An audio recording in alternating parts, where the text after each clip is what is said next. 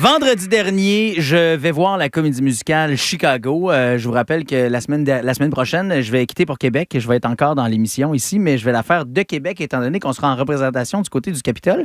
Et Nive, donc, s'absente. Donc, c'est à mon tour de prendre le relais du personnage de Amos Hart.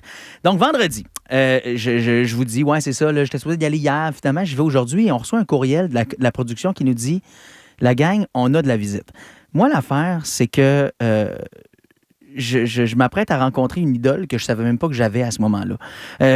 Puis ça n'a pas l'air simple à comprendre de même. C'est juste que cette personne-là dont je vais vous parler, je pensais vraiment qu'elle était morte. Tu l'as rencontré. Puis je l'ai... Non, mais c'est ça. Vous étiez pas bon! Non, mais en même temps, cette personne a 98 ans. Je suis en droit de penser qu'elle est quand même décédée là, parce que tous ses partners in crime, ses acolytes sont décédés depuis... Cet homme-là s'appelle... Non, cet homme-là s'appelle... Ça aurait pu. Mais cette personne s'appelle John Kander. Là, les gens font « Ah, le gars des Coco Kinder? » Ouais, non, pas Kinder Surprise. Kander. John Kander, c'est le génie derrière la comédie musicale Chicago.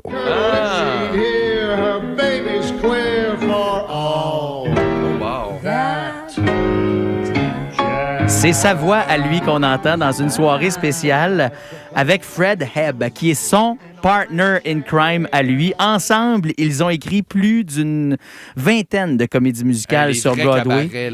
Ben, ces deux gars-là, on les appelle le duo Kander and Hebb sur Broadway et c'est vraiment un truc bien populaire et bien connu pour les fans de comédie musicale.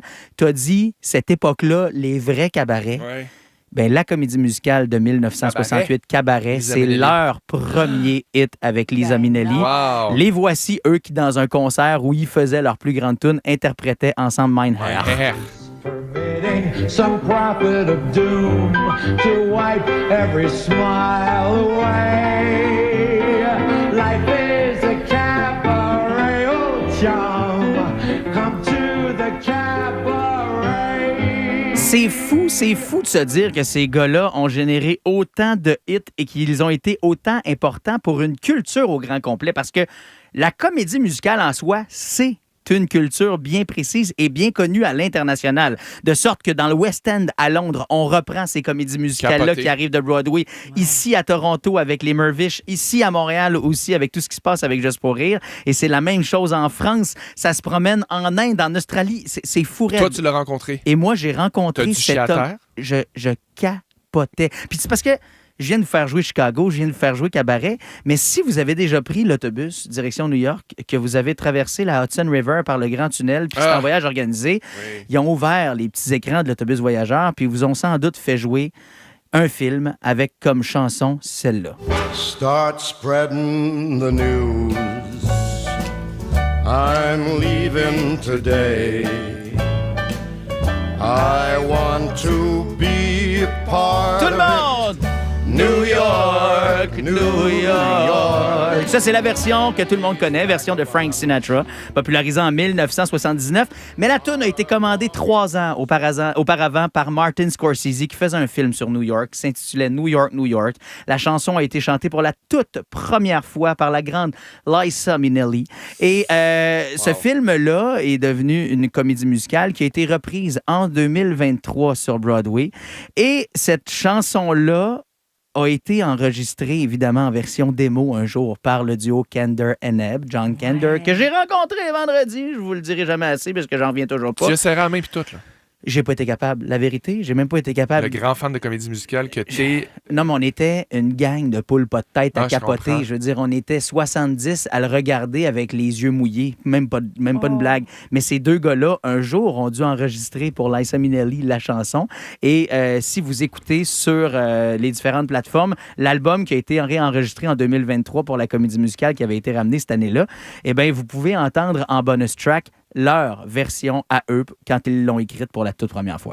If I can make it there, I'll make it anywhere. Come on, come through.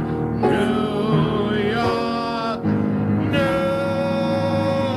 York. Tu sais, quand je vous disais que je pensais qu'il était décédé, M. Kender, c'est que Fred Ebb, qu'on entend chanter en ce moment sous le piano de John Kender, ben c'est que lui est décédé en 2004. Bob Fosse aussi, avec qui ils ont beaucoup travaillé, est décédé dans les années 80. Je me disais, cet homme-là aussi a fini par lever les feutres éventuellement. Mais non, il travaille encore. Même après le décès de son meilleur ami. Qu'il soit venu vous voir. Ah, c'est malade. Cet homme-là travaille encore. Et vous allez en entendre parler cette année.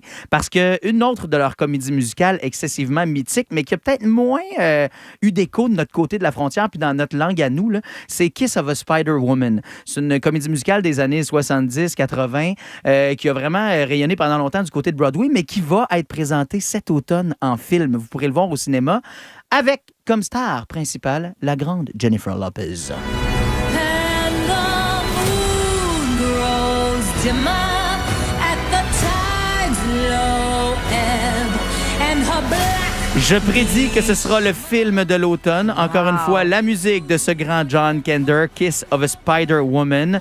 Moi, ce qui me fait capoter, c'est que tu sais, on pourrait se dire, après des années, tu pourrais laisser l'argent rentrer, arrêter de créer, mais non. Lui continue d'écrire pour d'autres films, entre autres, d'autres spectacles, à collaborer avec des plus jeunes artistes. Ce monsieur-là, aujourd'hui, a 98 ans. Du haut de ses 98 ans, avec son mari, ils se sont bookés un hôtel à Montréal. Ils ont booké leur billet d'avion, leurs petites vacances au Canada, tout seuls, sans rien demander à personne. Je dis ça parce que pour le commun des mortels qui connaissent un peu l'univers Broadway, quand ces gens-là ont écrit des shows, souvent, si tu le reprends chez vous, tu te dois de les inviter. Ben oui. Puis c'est à ta charge. Tu leur organises un voyage organisé, puis ils débarquent à tes frais chez vous. Puis c'est bien correct de même. En tout cas, moi, c'est ce que j'aurais fait. J'aurais dit, hey, j'ai écrit ton show, bitch, invite-moi.